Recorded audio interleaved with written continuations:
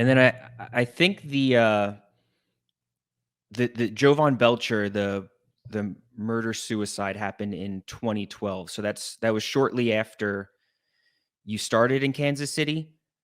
I mean that is a big topic to cover early on in your radio career. And I think if I remember correctly, that did you do a ESPN hit when that happened, or a Sports Center hit? I did. Yeah, I haven't thought about that in a while. That was a weird day. Yeah, I was the first person to put that on the internet that it was Jovan Belcher. Like, I remember Peter King retweeted me, and it was like the first viral thing that happened. And yeah, Sports Center called. Like that was. It was really weird to like have your profile increase a little bit over such a tragedy. Right.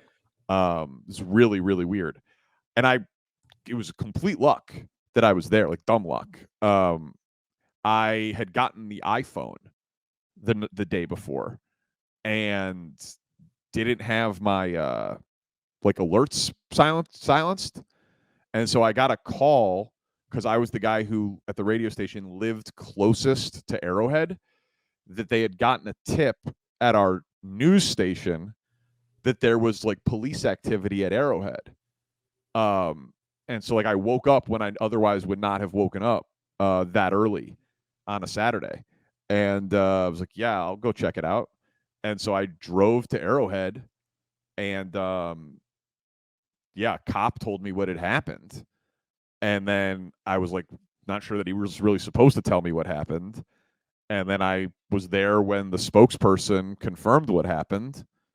And I just went to Twitter and said what the police spokesperson had said. And yeah, so that's how that all went down. That was a crazy day. And then that awful Chiefs team won the game the next day. They were a 2-14 team, but they won the game the next day.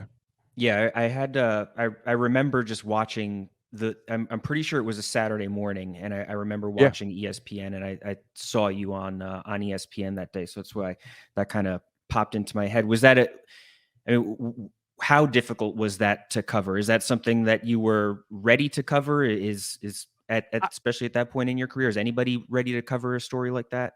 Well, yeah, I mean, people have to, right? People do that sort of thing for a living. What I like to say about me in journalism is that I know how to do it.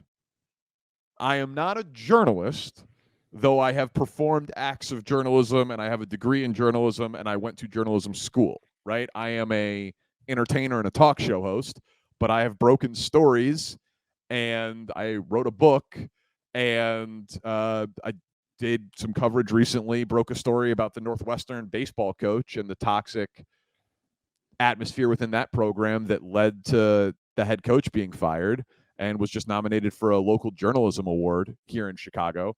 So like I'm a golfer. I look at journalism like it's like my 60-degree wedge.